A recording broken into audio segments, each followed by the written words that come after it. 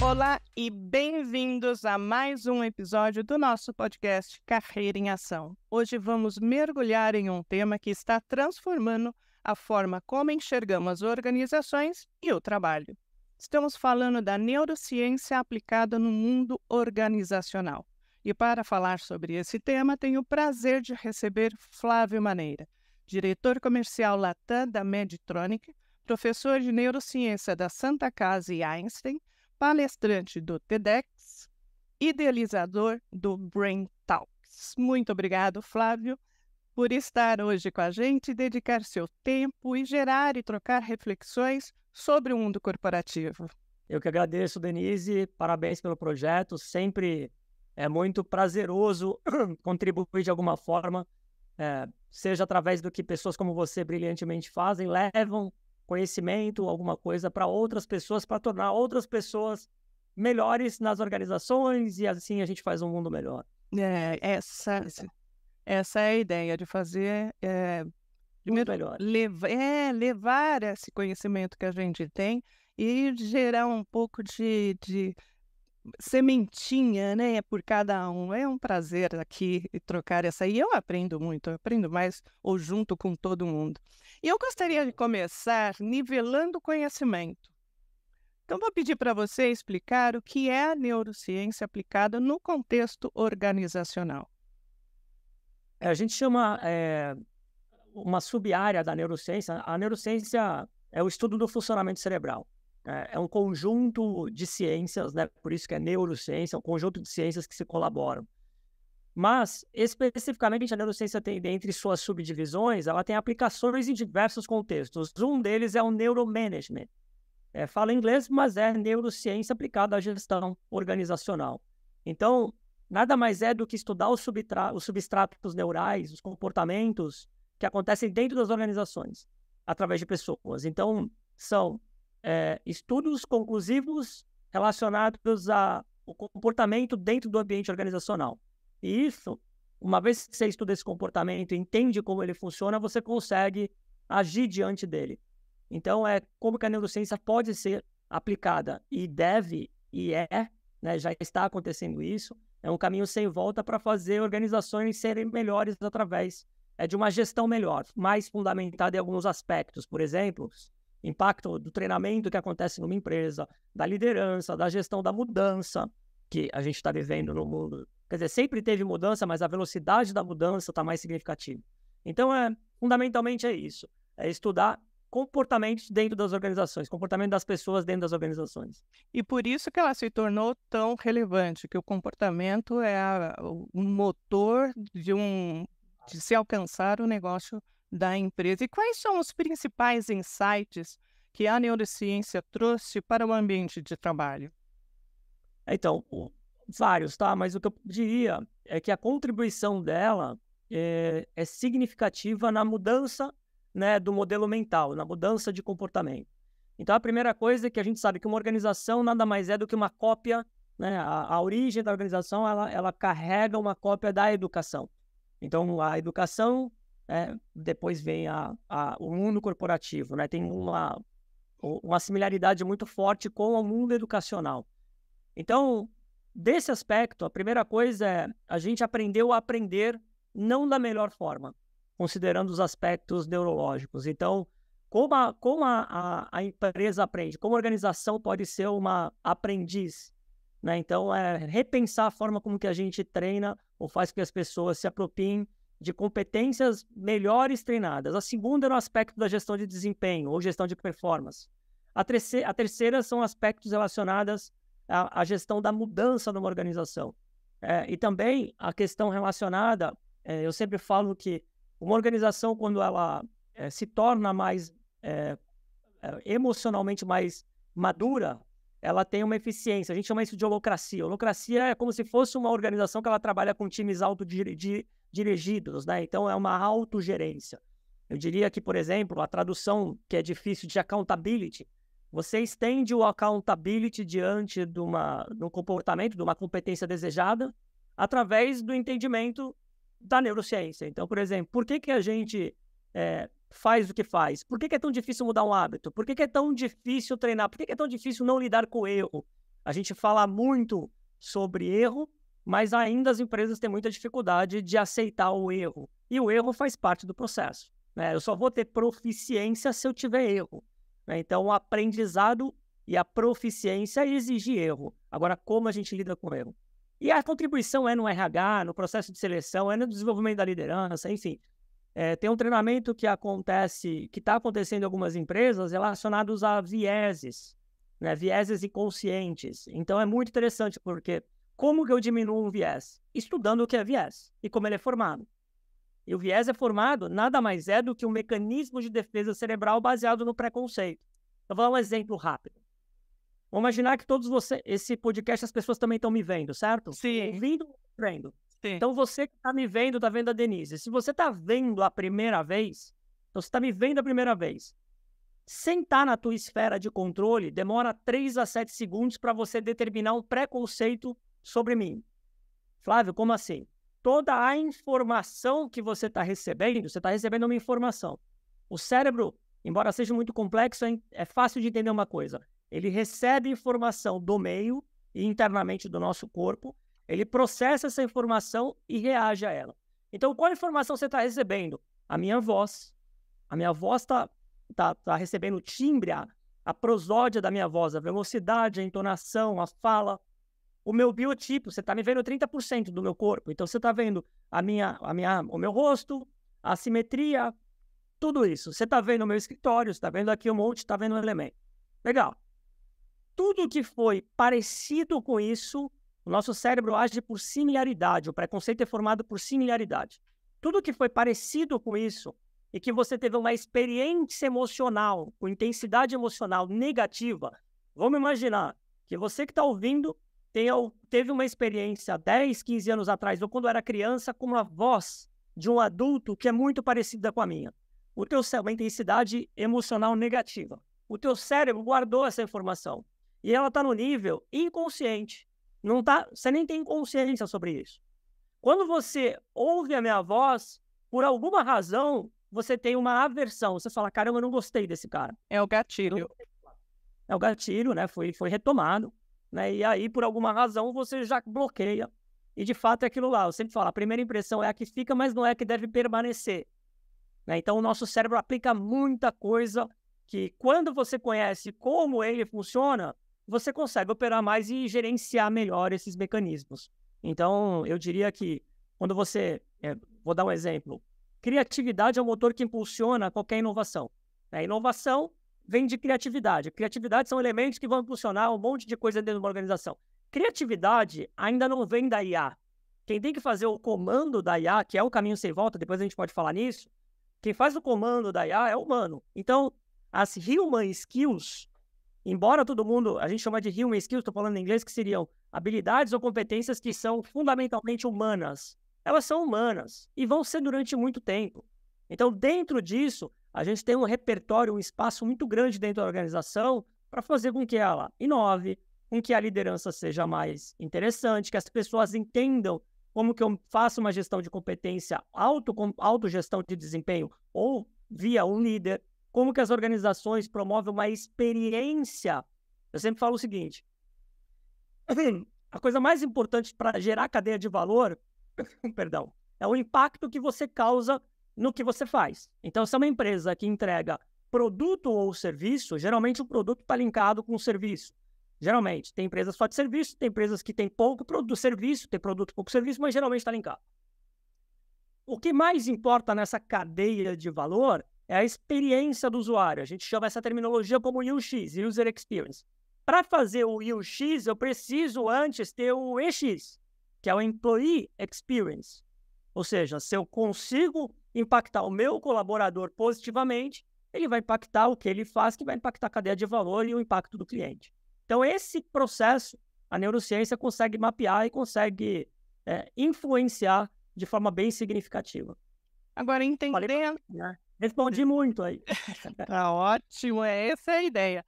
Mas comentando, pegando o gancho do que você falou, que está tudo no subconsciente, e algumas experiências que a gente começa a viver, traz coisas que a gente viveu, boas ou ruins, explica também relacionamentos corporativos.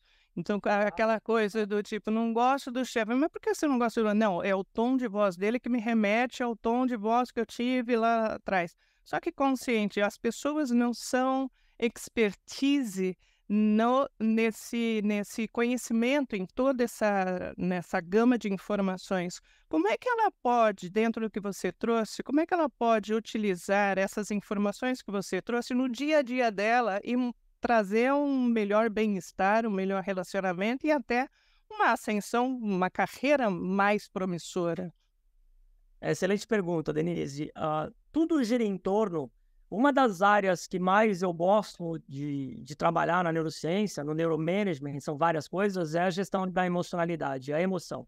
Nós somos seres emocionais, né? Então, tudo que a gente faz, seja de ordem motora, né? Então, para eu fazer isso, o que está fazendo com que a gente se movimente, pisque olho, mesmo que a gente não tenha nem consciência disso, é o teu emocional, né? E o nosso biotipo e como a gente anda, tudo é uma relação emocional. Porém, o que a gente fala também é emocional. Então, tudo, a gente é um ser completamente emocional, tem várias referências, eu posso depois indicar, mas eu recomendo estudar Damásio, enfim, tem muito autor interessante com relação à emocionalidade.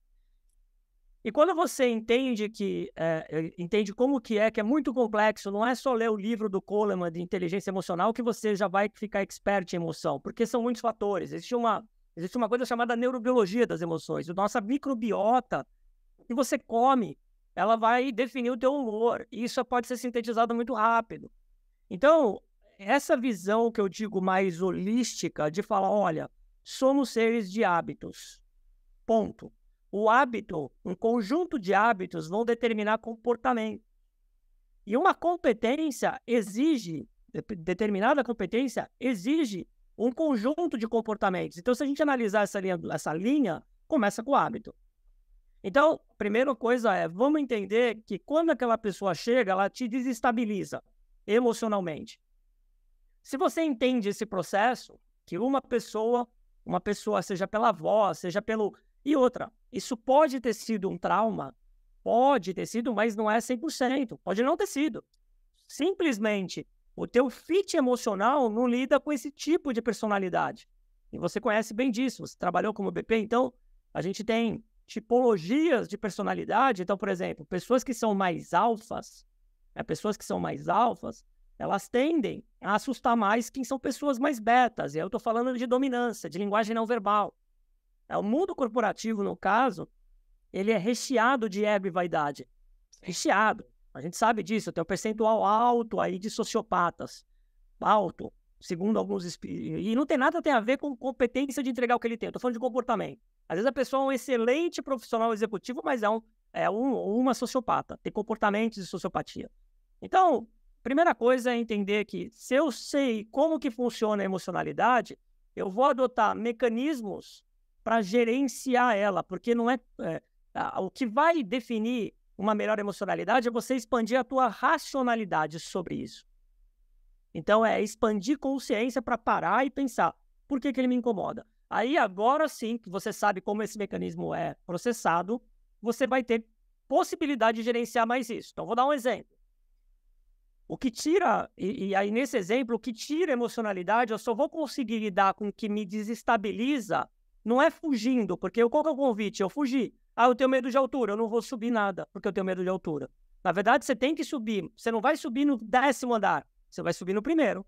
Você vai respirar, você vai gerar aquela emoção para ficar no primeiro andar. Você vai subir no segundo, você vai subir no terceiro. Uma pessoa que te incomoda, a maioria das pessoas tende a o quê? A ter uma aversão e fugir. Eu não quero ter reunião com ela, eu não aguento, eu quero ir embora. Na verdade, você tem que controlar teu emocional temporalmente por mais tempo. Aí tem vários mecanismos. Caramba. Aí tem vários, tá? Eu tô dando um exemplo porque isso é muito único. Então pode ser, tu tá indo pro trabalho, tu vai ter uma reunião com alguém que desestabiliza, bota uma música, ouve 3 vezes uma música que te dá prazer. Faz uma atividade física, porque é provado que a atividade física, quando você libera algumas enzimas, em especial a adrenalina, noradrenalina, é um banho químico, né, que vai te ajudar a se sentir bem. Manja quem corre, aí se alguém estiver ouvindo que faz corrida, maratonista, quando acaba de correr, a sensação é quase indescritível de prazer. Memória do prazer. Então, você vai no ápice do prazer. Então, você tem mecanismos que vão fazer com que a tua emocionalidade para aquela guerra, não quero nem falar guerra, mas para aquele momento, né, emocional, você esteja mais bem. O problema é que isso não é um processo e é único, tá? A gente tem uma coisa chamada conectoma. O que é conectoma? A gente tem 8 bilhões e tantas pessoas no mundo. A gente tem 8 bilhões de conectomas. São caminhos neurais. É a rede neural. É como se fosse a identidade. Então, a identidade, o futuro da identidade é conectoma. É a gente estudar a rede neural das pessoas e ver. Embora a arquitetura do cérebro faça a mesma coisa em função, então, o hipocampo ele faz a mesma coisa, o meu e o seu. O pré-frontal faz a mesma coisa, a amígdala, enfim, tudo no cérebro, cerebelo, são composições que fazem a mesma coisa. Mas o caminho neural, para quem é leigo nisso, a gente tem redes neurais. Essas redes neurais, elas são diferentes, cada uma tem uma rede diferente. E isso nos dá individualidade. Na emoção é a mesma coisa. Então, esse é um exemplo de que a gente pode aplicar isso. E até o avanço a gente tem hoje uma linha de estudo sobre microbiota, que é muito interessante. Então, a gente vai estudar a microbiota da pessoa. Você sabe que grande percentual da serotonina ela é produzida no intestino. A gente chama o intestino, inclusive, de segundo cérebro. 40% é produzido no intestino. Serotonina tem vários aspectos, tá? É um neurotransmissor. E um deles é a regulação do humor, né? E saciedade, ele tem a ver com um monte de coisa. E a serotonina, isso, para quem não sabe, eu comecei a estudar neurociência em 98, com relação às doenças. Então, eu trabalhei numa empresa, então eu trabalhei na Novartis muito tempo na linha de sistema nervoso central. Então, eu conheci o cérebro sob a perspectiva da doença. Depois, sobre o tratamento. Então, eu conheci a neurociência anos atrás pelas doenças, pelas desordens neurológicas psiquiátricas. Então, trabalhei com Alzheimer, Parkinson, esquizofrenia, bipolaridade, depressão, ansiedade, toque, pânico, tudo isso, essas doenças. Legal, epilepsia, trabalhei muito tempo com epilepsia. Depois que aí, quando eu trabalhei com isso e fui para a área de treinamento da empresa, que eu fui estudar neurociência do ponto de vista da performance. Tá, comunicação, a gente consegue se comunicar melhor? Sim. O que faz a gente não se comunicar melhor? Primeiro, as pessoas não estudam. Estudar, de fato. Segundo, as pessoas não conhecem como que é o processo linguístico e comunicacional do ponto de vista da neurociência. Se você conhece isso, você vai construir um caminho para melhorar a tua comunicação. Um deles é leitura, o outro é escrita, você não vai melhorar a comunicação. O outro é falar em público. O terceiro medo da humanidade é falar em público. Por quê? Porque você fica com medo do pré-julgamento.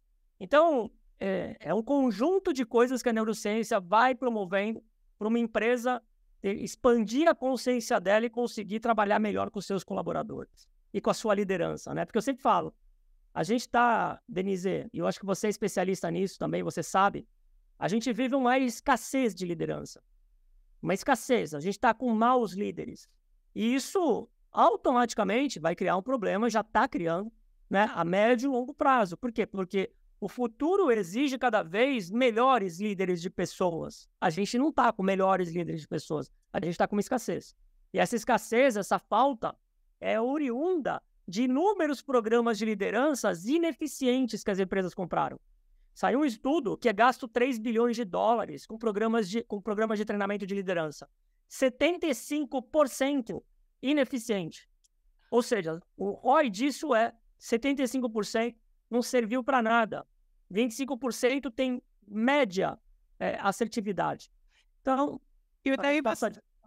e você comentou que treinamento é uma parte que a neurociência atua bastante. Acabou de comentar que muitas empresas investem erroneamente nesse aspecto. Como a neurociência pode ser aplicada para tornar esse programa mais eficiente? Ótima pergunta. É o que eu faço, tá? A minha praia é exatamente essa. A minha responsabilidade é a área de treinamento, de capacitação estratégica de pessoas. Primeira coisa é o ambiente. O ambiente ele é determinante para o aprendizado. Então, quando você vai chamar pessoas para um treinamento, você tem que pensar em vários aspectos. Primeiro, eu vou fazer como? Vou fazer mesa redonda, ou vou fazer espinha de peixe, ou vou fazer carteira? Primeira coisa é desconstruir tudo que é individual. Então, carteira não é desejado, é sempre circular. Né? Então, mesas redondas para as pessoas sentarem numa mesa e colaborarem, co-criarem, co-aprender. Um cérebro pensa bem, 2 cérebros pensa melhor. Então, o primeiro aspecto é do ponto de vista de ambiente, de áudio, de som. Estou falando do aspecto estrutural. A famosa visita técnica. E já cria, desculpa, mas já cria um ambiente de time, né? Estamos juntos. Já cria um ambiente colaborativo. Sim. O segundo é atividades potentes de retenção do aprendizado. Então, e outra, o facilitador, né? Porque assim, é aquilo que eu falo. Quando você intencionalmente está facilitando, está treinando gente, tem um aspecto que é muito comum no mundo acadêmico, de professores, eu sou professor, e de treinadores, que é a arrogância. Então, a pessoa que detém o conhecimento, alguns tendem a ficar arrogante, a muita vaidade, porque eu sou o detentor do conhecimento. Então, ele vai e aí afasta. Tudo que é arrogante, que falta humildade, você afasta as pessoas não vão gostar de você. Então, é abaixar a bola. Se você intencionalmente quer ajudar alguém no conteúdo, tem que ser genuíno. Sabe por quê? Porque a gente percebe a autenticidade. Mesmo que você não seja treinado, você sabe quando alguém está intencionalmente querendo te ajudar ou quando está lá recheado de ego e vaidade, arrogância para mostrar que sabe. Então, o protagonista não é você, é o processo de transmissão desse conhecimento. Então, esse é o aspecto. Um treinamento conduzido de forma mais fã, o humor durante o treinamento, e quando eu falo humor, pessoal, não é ficar fazendo piadinha, palhaçada, é deixar um ambiente leve. Por quê? Porque se for estressante, vai aumentar cortisol e vai atrapalhar o processo cognitivo. Então, deixar o ambiente leve, né? Esse é o segundo aspecto. Quem conduz o treinamento tem que ter uma habilidade muito grande de ser uma coisa fã, livre de ego, de vaidade e intencionalmente querer ensinar as pessoas. Isso não significa não ser exigente, tá? Não tem nada a ver, você vai ser exigente, mas você vai conduzir de uma forma mais fã. O terceiro aspecto é tempo, time. Time é muito importante, porque a gente tem uma coisa no cérebro, Denise, que é eu falei disso na palestra que você ouviu, que é o sistema atencional. Hoje o mundo quer tirar a tua atenção. Então você que está aí no podcast, está com o celular do lado, virado para frente, para cima, se vier uma notificação e você está prestando atenção nesse podcast, acabou a tua atenção, já foi. Então, livre-se de estímulos externos que vão competir durante aquele momento do aprendizado. E durante o momento, o nosso cérebro ele consegue manter um foco atencional. Então, só para ficar claro, sistema atencional é foco, eu vou aumentar o foco. Se eu aumento o foco, eu aumento a possibilidade de aprendizado. Então, é precursor.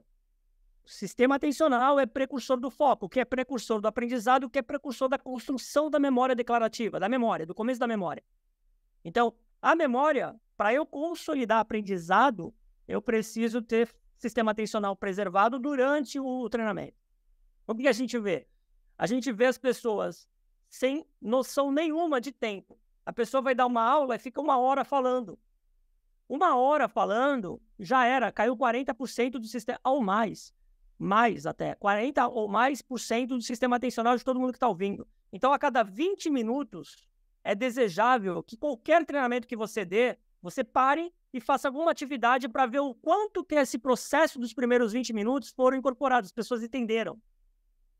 Aí você tem um monte de ferramentas, você pode fazer atividades cognitivas com papel, caneta, com flipchart, você pode fazer game com o próprio PowerPoint, enfim, você pode fazer um monte de coisa, você pode usar Kahoot, mas o importante, a cada 20 minutos eu faço uma interação para movimentar as pessoas, né, para movimentar para ela, legal. Aí depois você volta na continuidade do trabalho. E por fim, eu sempre falo que o aprendizado, o cérebro, como que ele aprende? Fazendo, errando e repetindo. Então, durante o treinamento, tem que ter execução. Né? Essas atividades, as pessoas têm que fazer algo. Não adianta você fazer um treinamento onde que é só o passivo, né? Quem está recebendo está no ambiente passivo, que é o modelo da escola. A gente tem que ir para um modelo ativo, metodologias ativas de aprendizagem. Aí tem várias, então eu recomendo que a neurociência explica bastante isso. Caraca, quanta informação! Eu fico alucinado com esse tema. Agora, você comentou sobre os líderes, né? E eu queria entrar mais sobre isso. Você comentou inicialmente sobre a tomar risco, né? Isso. E eu quero me aprofundar sobre a habilidade de tomada de decisão, que é um skill bastante solicitado para ocupar os cargos de liderança. E além de como a neurociência pode colaborar para tomadas de decisões mais assertivas e como os líderes podem melhorar a habilidade de liderança e gestão. Tá. A tomada de decisão é a capacidade da gente expandir uma cognição de alto nível. Tá? Então, ela tá intimamente ligada com uma série de fatores. Né? A primeira coisa é como que a gente aumenta de novo o sistema atencional para ter melhores atributos das funções executivas. O que está envolvido dentro da tomada de decisão? As funções executivas. Flávio, o que são funções executivas? São mecanismos que estão fundamentalmente dentro desse córtex pré-frontal. Então, a gente está falando de 3. Controle inibitório, flexibilidade cognitiva e memória operacional. E esses 3, eles trabalham intimamente ligado com o processo de pensamento. Ou seja, para eu pensar de forma analítica, mais analítica, de forma antecipada, de forma sistêmica e de forma crítica, eu necessito ter preservado o meu sistema atencional, que ele mexe nas funções executivas. O que a gente tem hoje? Um sistema atencional completamente, pela tecnologia da informação, pelo ambiente corporativo que é burocrático, muita reunião, muita coisa, muita informação. Então, a gente está com um ambiente caótico, onde que a liderança não consegue fazer o papel que ela deveria fazer. Ela não consegue ter tempo para pensar, porque tem que ser muito rápido. Então, a gente não dá tempo para as pessoas analisarem. Claro que é temporal. Se eu dou mais tempo para alguém analisar alguma coisa, pensar criticamente, pensar em cenários hipotéticos e por aí vai. Então, eu diria que eu jogo xadrez, né? Eu tenho até tatuado aqui um cavalo, joguei xadrez muito tempo. Então, resumindo, e tem uma atividade que eu faço uma analogia do xadrez com a tomada de decisão para líderes. Porque o xadrez, para quem não sabe, você tem peças que têm competências diferentes. E a habilidade de jogar xadrez é você antecipar cenários. Você vai pensar o máximo de número de jogadas comparado ao oponente. Então, eu sempre faço essa analogia para avançar a capacidade de pensamento sistêmico, crítico, analítico e antecipado. Então, eu diria que o líder hoje ele tem que ter espaço na agenda. Tem um TED que eu uso muito nos programas de liderança quando eu dou, que é da Roselinde Torres.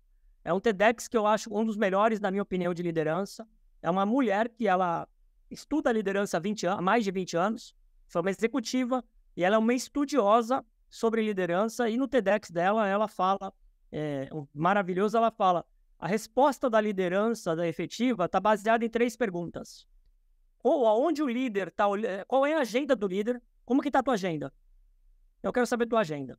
A segunda é, o quão diverso é a tua rede de networking? Por quê? Porque a gente tende a ficar no nosso setor. Então, quem trabalha num determinado setor, dificilmente expande o networking para um setor totalmente antagônico ao que você faz. E se você expande o teu setor para uma área que é antagônica, você trabalha com biológicas, vai para um setor de finanças de exata, conversar com gente de network de exatas. Eu trabalho com humanas, vai para biológicas. Então, faz um tour para você expandir o teu network, a tua diversidade de conversa. Por quê? Porque você vai ver coisas ali naquele outro ambiente que podem te ajudar muito sobre uma nova perspectiva. Então, primeiro, como está a tua agenda? O que você está fazendo na tua agenda? Segundo, como que está, quão grande é a tua expansão de rede de networking diversa, né? A diversidade da tua rede de networking. E terceiro, o que ela fala é, você tem coragem o suficiente para largar os teus hábitos, o que você faz, e fazer novas coisas? Do ponto de vista cerebral, a gente sabe que é muito difícil alguém querer largar, porque o teu cérebro ele vai ficando com o tempo, ele quer segurança. Né? Tem uma verdade também envolvida nisso. O nosso cérebro ele objetiva sempre analisar risco de ameaça.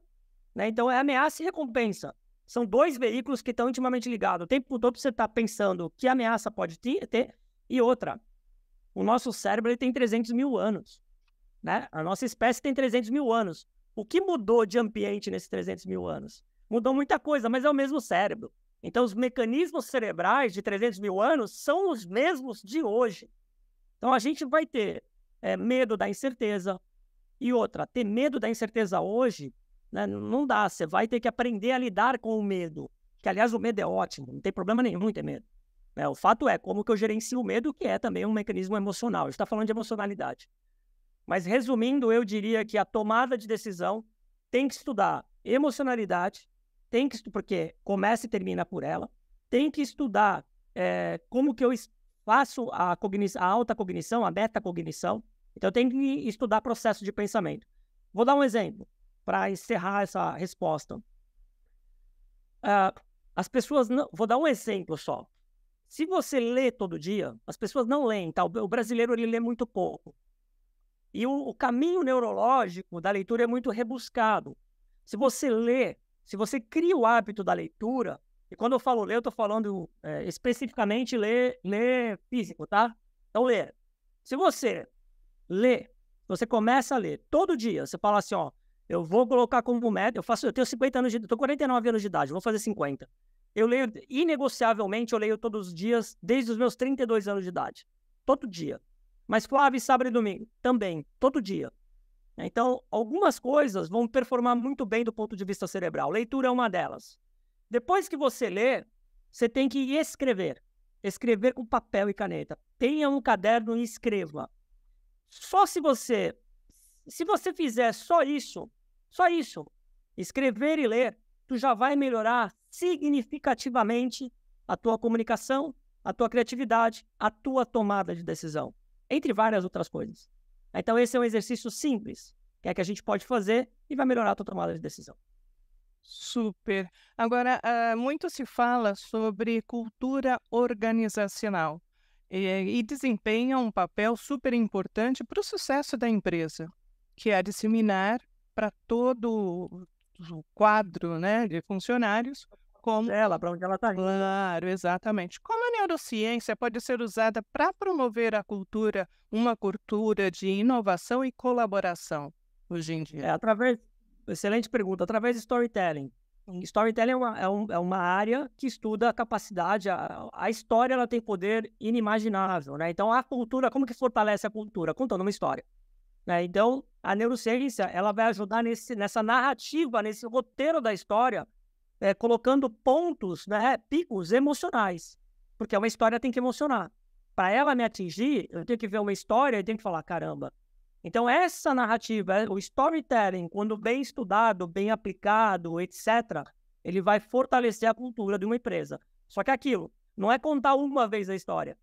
Né? O Drucker, Peter Drucker, ele tem uma frase sobre cultura que ele fala, você tem que contar 7 vezes, 7 anos, de 7 formas diferentes. O que ele quer dizer? É a repetição daquela história em toda oportunidade que você tiver para falar para o colaborador. Porque isso vai personificar, através dos que os colaboradores fazem, a história. Então, a personificação do meu propósito é através do que eu faço. E cultura é muito bonito, está escrito um monte de coisa e tal. Pouco importa. O que importa, para mim, em cultura, é a personificação do que alguém faz. Né? Do que o teu colaborador está falando, que vai entregar aquilo lá, entrega no prazo. Que vai atender aquilo lá, que faça direito. O que está acontecendo, Denise, é que a nossa régua está muito baixa. O que eu quero dizer com isso é que se você faz o básico bem feito, você já está acima da média. As pessoas, pelo menos na minha leitura do Brasil, por onde eu navego, até a América Latina, que eu viajo bastante, a pessoa que faz o básico bem feito, a gente acha que ele é talento. Não é, ele só fez o básico bem feito. Ele e ela, tá, pessoal? Falando da pessoa. E a percepção disso e a forma, o engajamento para que todos mudem essa percepção é algo contínuo, né? Não dá para ficar com isso e se arrastar achando que está todo mundo muito bem. O que vem aí no futuro com a neurociência no mundo organizacional? E aí temos até a IA que você comentou. A IA ela vem da neuro, tá? Então, assim, para quem... A origem da inteligência artificial é estudar o cérebro. Ela começa da neurologia reversa. Então, você estuda o que acontece, a gente faz o caminho reverso. Bom, eu diria que IA é um caminho totalmente sem volta. Então, se você não sabe, vai impactar tudo que você faz ao teu redor, todos os setores, e vai impactar o que você faz. Então, estude IA. Se você tem um conhecimento básico sobre IA, não estou falando para você virar um desenvolvedor de IA. Se quiser também. Mas estude o que são as IAs e as inúmeras possibilidades, porque ela vai pegar uma velocidade de dado e ela vai trabalhar com uma predição absurda. Então, eu diria que o ecossistema ele vai trabalhar sobre os comportamentos, sobre a perspectiva do Human Skills, no que eu já disse que a neurociência contribui, junto com o Digital Skills, e a IA faz parte desse Digital Skills. Então, eu sempre falo, estudar tecnologia, entender como que ela pode te ajudar, porque ela vai te ajudar, é um caminho sem volta. Como você vai se comportar diante dessa nova transformação que está muito mais rápida, é um aspecto biológico, emocional, comportamental. Aí entra a neurociência. Então, eu diria que a neurociência é um caminho sem volta dentro das organizações. Acabou. Você vai estudar cada vez mais comportamento humano, você vai tangibilizar e vai mostrar para as pessoas através da neurociência como o cérebro funciona e como a gente reage a esses estímulos, né? Porque tudo é estímulo. Qual é a adesão, uma curiosidade, né? Qual é a adesão das empresas nesse novo mindset? Ver a neurociência como promissora e algo irreversível para ela continuar no mercado e ter maior sucesso? Eu acho que depende de bons profissionais que trabalham com isso. Primeiro é que o que a gente não quer o que aconteceu com o coach. O que aconteceu com o coach? Uma banalização oriunda de instituições que começam a formar pessoas que não estão preparadas para isso. Então, terrível. O que a gente tem de coaching é excelente. O problema não é o coach, o problema é os profissionais preparados que entraram como... E a neurociência me preocupa a parte disso. Muita gente que fala que é neurocientista e não é. Eu não sou neurocientista, eu sou especialista em neurociência. Para você ser neurocientista, você tem que ter publicado um artigo científico, é óbvio. Neurocientista tem que ser um cientista. Sim. Que publique algo de neuro. Então, um monte de gente fala que é neuro isso, neuro aquilo, não é nada disso e nem sabe nada. Fala córtex pré-frontal e acha que é neurocientista. Fez um curso rápido e acha que sabe tudo de cérebro. Então, o primeiro cuidado os profissionais que trabalham a neurociência tem uma responsabilidade de ser guardião disso para não deixar acontecer. Vai acontecer porque isso não está na nossa esfera de controle. É muito forte isso, ainda mais no Brasil. As pessoas fazem um monte de besteira com relação a isso. Então, o primeiro ponto é esse. Com relação à adesão das organizações, ainda é embrionária, mas já está acontecendo bem para alguns setores. Então, algumas empresas já estão acordando e já estão chamando, já estão querendo ainda entender. Me fala um pouquinho sobre neurociência e como que eu posso aplicar lá aqui dentro. Então, a gente está no estágio das empresas, eu diria, de entender a aplicação da neurociência. Algumas poucas empresas já estão aplicando. No meu caso, na minha área, eu já aplico. Então, por exemplo, vou dar um exemplo simples. Quando eu vou fazer um treinamento, eu vejo o cardápio do coffee break desse treinamento. Eu mudo o cardápio do coffee break, que as pessoas vão comer durante o treinamento. Porque dependendo do que ela comer, vai impactar o processo de aprendizado dela à tarde, no coffee break. A gente não tem um treinamento de 8 horas, vai ter um coffee break no meio da manhã e no meio da tarde, vai ter um almoço. Então, eu explico para a pessoa, olha, evite esse tipo de alimento e tente comer esse tipo de alimento, porque durante essas semanas que você vai estar em treinamento, o teu cérebro vai funcionar melhor. Evite tomar álcool em tal proporção, aí eu dou um overview com relação a como o cérebro funciona. Porque se você sabe como o cérebro funciona da perspectiva do que você coloca para dentro do corpo e do ambiente, a tendência da gente otimizar essa capacitação de treinamento é muito maior do que quem não faz isso. A pessoa coloca lá coxinha, salgadinho, Coca-Cola, um monte de coisa que a pessoa aprenda. Não, a pessoa vai dormir. Enrola, né? Vai fazer tudo errado. Agora, Flávio, uma coisa que me vem aqui de 20, eu vou chutar um número, né? De 20, 15 anos para cá, muita coisa mudou. Então, a gente tem aí ESG, a gente tem diversidade, maturidade, edadismo, temos uma onda de novas informações que as empresas têm que se adaptar. Hoje a gente tem 4 gerações, 3, 4 gerações trabalhando no mesmo ambiente de trabalho. É uma forma de se diferenciar no mercado e para se colocar à frente dos movimentos de tantas informações e novas metodologias criadas, é um processo de certificação. A neurociência prevê algum tipo de certificação para empresas que aplicarem dentro do seu ambiente?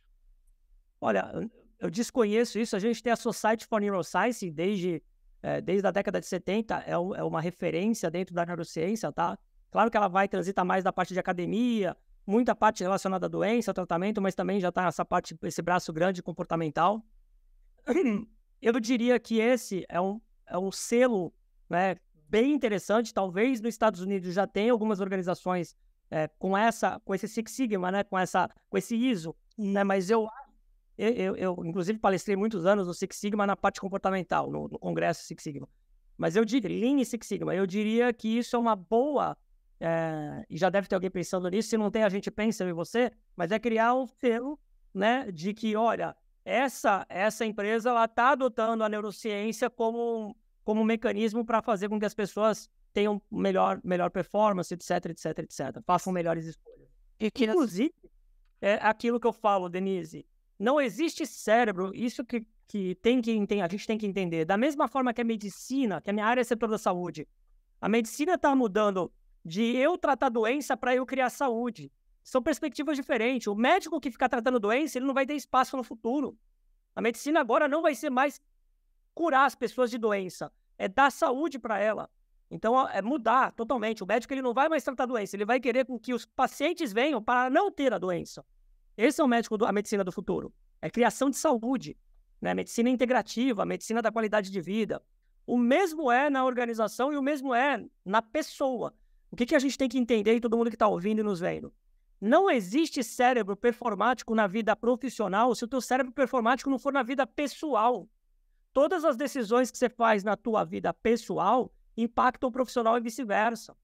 Então, essa visão mais inteligente de que você tem que os hábitos que a OMS já falou desde 2012, que são os hábitos saudáveis, que a Organização Mundial da Saúde preconiza? Dormir bem, comer do ponto de vista nutricional bem, manter o cérebro ativo do ponto de vista de aprendizagem, né? Então, ter o sono, cigarro, fugir de outros nocivos. Prática de esporte. Bem lembrado, atividade física. Então, tudo isso, a pessoa que tem hábitos saudáveis, ela vai ter um cérebro mais saudável, vai vai trabalhar mais saudavelmente e vai fazer uma organização mais saudável. Então, esse eu acho que é o selo da neurociência podia navegar por esses indicadores, né, esses critérios. Recentemente eu fui no Fórum da Longevidade, patrocinado pelo Bradesco, e o Alexandre Kalash tem uma frase que ficou na minha mente, que é necessário não somente dar anos de vida às pessoas, mas dar mais vida aos anos das pessoas, que é completamente diferente. Que isso o ângulo muda, né? Totalmente. Não adianta falar que a gente está vivendo mais sem uma qualidade de vida, com um básico respaldado, com certeza. Queria que você falasse um pouco do projeto Brain Talks. Legal, o Brain Talks ele nasceu em 2017 com a ousadia de levar minimamente o conhecimento de neurociência ao alcance das pessoas. Então, é um evento físico, né, que eu chamo 3 palestrantes. Vão médicos, vão estudantes de neurociência, vão pessoas de outras áreas do universo da neurociência que se conversam. Enfim, são 3 palestras curtas, de 15, 20 minutos, e depois é um evento intimista, então não é para muita gente, a gente faz para 80, 100 pessoas no espaço aqui em São Paulo. Então as pessoas vão, é um evento que dura 3, 4 horas. Depois das palestras, a gente faz um momento de perguntas e respostas com os palestrantes, e depois faz um grande momento de networking, onde todo mundo fica lá, come alguma coisa, etc. E é um belo networking, porque todo mundo gosta de neurociência que está lá. Então vão meus estudantes, vão colegas meus professores, vão médicos, vão pessoas do mundo corporativo, tem aumentado bastante gente do mundo corporativo. E o Brain Talks, ele começou 3 vezes por ano, por causa da minha agenda ele foi para 2 vezes por ano, hoje é 1 vez por ano. Então ele aconteceu esse ano em abril, ano que vem ele vai acontecer novamente, ainda não tenho data. E do Brain Talks, ele também virou um podcast. Então, as pessoas que foram lá palestrar, ele tem um podcast que você tem desde o primeiro episódio, entrevista com todo mundo lá. Eu e a pessoa que palestrou batendo um papo sobre neurociência, sobre algum subtema. Esse é e isso me levou há 4 anos, posso falar do meu livro? Há 4 anos... Claro, deve! Há 4 anos eu estou escrevendo um livro, mas assim, há 20 anos já com cérebro, e 4 anos escrevendo o livro, no qual o último ano eu peguei firme, com metas, tudo para conseguir acabar o livro, porque é muito doloroso, é difícil, né? Mas acabei. E o livro já está na editora, já está com data de lançamento, ele lança esse ano, agora em 2023, em novembro, né? É o lançamento dele aqui em São Paulo e vai estar disponível em todas as livrarias do Brasil. O nome do livro é Neuromanagement, Neurociência Aplicada à Gestão Organizacional. Então, cérebros relacionado à performance do futuro de pessoas e organizações. Então, é um livro onde ele entrega também algo. No final do livro, tem 2 surpresas no livro. Uma, eu não vou contar. A segunda é que ele entrega algo. A pessoa vai pegar o livro e vai ter algo para aplicar. Isso que eu acho que é interessante, que eu queria dar alguma coisa para as pessoas e para as organizações. Se o valor contribuição ao próximo seu é alto. Agora, a divulgação, o lançamento do livro é dia 23 de outubro ou novembro? Novembro. Novembro.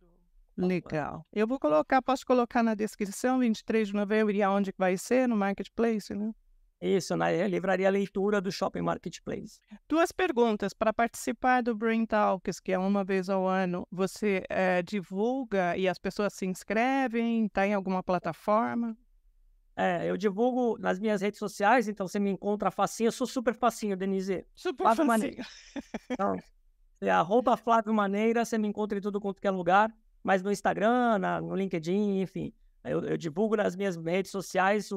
E o Brain Talks tem o site dele, onde está o podcast, que é Brain Talks, em inglês, né? Cérebro, braintalks.com.br. Aí você vai achar, a gente divulga lá também. Então é só seguir o Flávio Maneira e escutar o podcast dele, porque tem um compilado de todos os eventos que ele já participou. Legal. E eu vou pedir para você, para finalizar, e antes de finalizar, aquela dica que é a chave do ouro. Então eu vou convidar você, Flávio, a parte de todas as dicas e informações e conhecimentos que você deixou para a gente, dar uma dica especial. Pode ser um livro, uma reflexão, o que você trouxer é muito bem-vindo. Então vamos lá, pessoal, vamos à dica do dia.